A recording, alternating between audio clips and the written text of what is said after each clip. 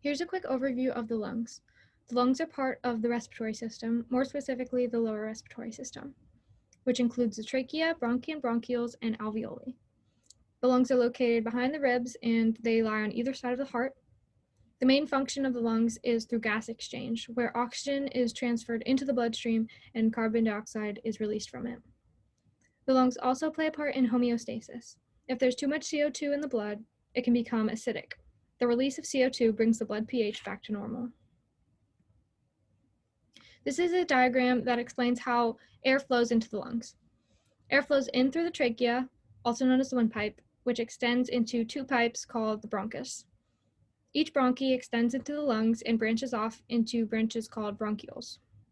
At the end of the bronchioles, there are clusters of air-filled sacs called alveoli. This is where gas exchange takes place. Oxygen breathed in from the atmosphere passes through the alveoli and enters the bloodstream, where it can travel to tissues throughout the body. Carbon dioxide travels to the alveoli from the blood, where it can be exhaled. Lung cancer. So lung cancer is as old as time. Some say that it was even detected in cavemen. In 1954, lung cancer was first linked to smoking. And as you can see in this graph, you see as the amount of cigarettes consumed increases, so does the amount of lung cancer. In 1964, smoking was then proven to cause lung cancer. And in this time period, advertisement in cigarettes drastically changed. It became kind of a thing to make cigarettes seem healthy and be like, even doctors do it. And they said certain brands could filter out certain chemicals. So people knew that they were putting bad things into their body and they knew that it was causing this lung cancer, but they were trying to kind of cover that up. So in 2013, lung cancer became responsible for the most deaths of any type of cancer, and that remains true today in 2020. It results for 135,720 deaths and is responsible for 27% of cancer deaths total. And it has gone down since 2013 because we are more educated about the effects of things such as smoking and how they have a huge impact on our lungs. But it is still a huge issue today. There are two main types of lung cancer, and they are small cell lung cancer and non-small cell lung cancer. The most obvious difference between the two is that small cell lung cancer appears small and round under a microscope, while the non-small cells are larger. In both, smoking is the biggest risk factor. Generally, small cell lung cancer is more aggressive type, but non-small cell lung cancer is more common. There are three main types of non-small cell lung cancer. The first one is adenocarcinomas, and they arise in the outer peripheral areas of the lung. Then there are squamous cell carcinomas, and they arise most frequently in the central chest area, in the bronchi. And finally, there are large cell carcinomas, and they have a high tendency to spread to the lymph nodes and distant sites. So there are reasons other than smoking that may result in lung cancer. These factors may include genetics, so certain DNA changes could make a person more susceptible. Also external factors such as air pollution or workplace chemicals. And then also if a cancer is treated early with radiation therapy, this can sometimes trigger a new cancer. And finally, there are of course symptoms that are indicators of lung cancer. Say someone has a cough that won't go away or possibly gets worse, and there are often times where the cough includes blood. Another symptom is a chest pain that will worsen if you breathe, cough, or laugh even deeper. And then, of course, there is shortness of breath. Lung cancer specialists will review a patient's symptoms and lung function in order to determine the type and stage of cancer that they have. Once this information is determined, then they are able to develop a customized treatment plan for the patient. There are three different categories for lung cancer treatment. There are treatments that preserve lung function, surgical procedures, and clinical trials. First, we're going to look at treatments to preserve lung function. The first being chemotherapy. Chemotherapy is a drug treatment that uses powerful chemicals to kill fast-growing cells in your body. Chemotherapy is most often used to treat cancer since cancer cells grow and multiply much more quickly than most cells in the body. The next is proton therapy. This delivers a high doses of radiation directly into the tumor. This advanced form of radiation targets only the cancer and does not affect the surrounding healthy tissue and vital organs.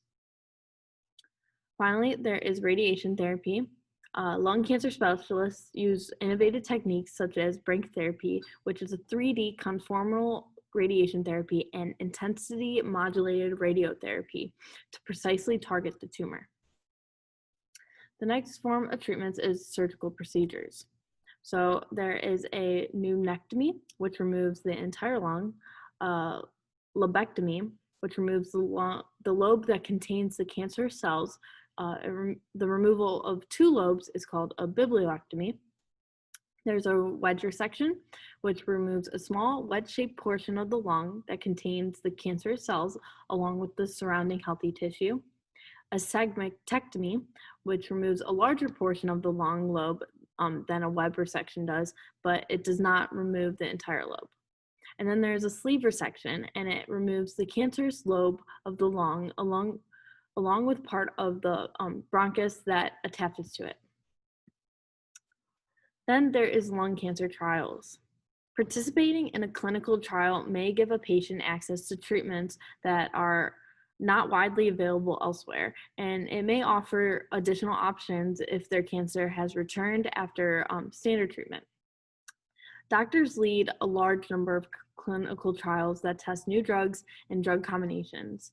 Surgical and radiation therapy techniques, innovative diagnostic technologies, and strategies for preserving the quality of life during and after treatment. So the current relevance of lung cancer is, honestly, it is extremely in the limelight right now because 80% of lung cancer deaths are caused by smoking or secondhand smoking. And in the past years, we've seen a switch from smoking to vaping, making it a problem with a younger age group.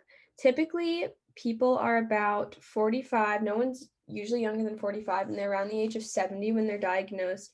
But due to this vaping trend, I guess you might want to call it, not a very good trend that's going around, the age is slowly becoming lower. So vaping includes a plethora of harmful chemicals such as nicotine, diacetyl, formaldehyde, and acrolein. And there's no direct correlation or proof that vaping causes lung cancer yet because hasn't been around long enough. There's not enough evidence or tests run. But we do know that vaping puts all of these carcinogens into our lungs. You can see it in this picture right here. All of that foggy, hazy stuff in the image are these chemicals and carcinogens that are being inserted into our lungs. And these are things that all can cause cancer, and they also are proven to cause primary spontaneous pneumothorax, pneumonia, and popcorn lung.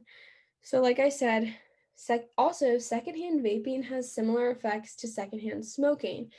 So it's just starting to become a huge issue, and it is going to cause lung cancer to pop up in younger patients. About 228,820 new cases of lung cancer this year, and there are about 135,720 deaths from lung cancer this year. So while the numbers are going down, it is still affecting a drastic amount of people, and it is still a huge issue. The main takeaways of lung cancer is that it still remains to be the most prevalent type of cancer today, and it has been for an extremely long period of time.